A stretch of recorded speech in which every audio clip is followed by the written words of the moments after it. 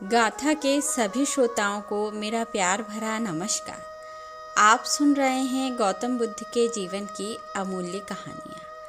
आज की कहानी का शीर्षक है मैं आत्मविजय का पथिक हूँ। एक बौद्ध ब्रह्मचारी ने कई देशों में घूमकर विभिन्न कलाएं सीखी। एक देश में उसने एक व्यक्ति से बाण बनाने की कला सीखी। कुछ दिनों के बाद वह अन्य देश में गया।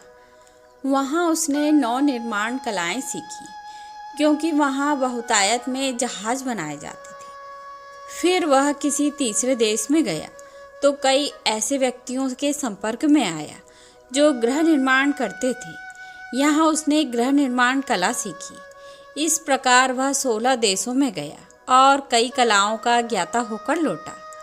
जब वह अपने देश पहुँचा तो अहंकारग्रस्त हो लोगों से पूछता, इस संपूर्ण पृथ्वी पर मुझ जैसा कोई चतुर व्यक्ति है? भगवान बुद्ध ने उस युवा ब्रह्मचारी से घमंड की ऐसी अति देखकर उसे एक उच्चतर कला सिखानी चाहिए। वे एक वृद्ध भिखारी का वेश बनाकर हाथ में भिक्षा पात्र लिए उसके सामने गए। ब्रह्मचारी ने बड़े अभिमान से पूछा, कौन हो तुम? बुद्ध बोले, मैं आत्मविजय का पथिक हूँ।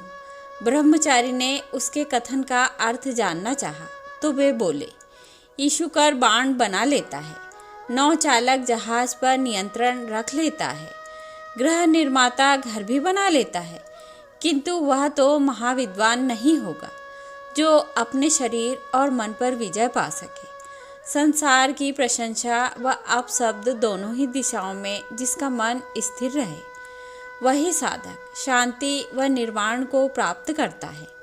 गौतम बुद्ध की इन बातों को सुनकर ब्रह्मचारी को अपनी भूल का एहसास हुआ। वस्तुतः अहंकार का त्याग ही ईश उपलब्धि का द्वार है। इसलिए ईश्वर की प्राप्ति के इच्छुक भक्त को अहंकार से सर्वथा मुक्त रहना चाहिए। तो यह थी एक छोटी सी कहानी। आशा करती हूँ आप सभी को पसंद आएगी।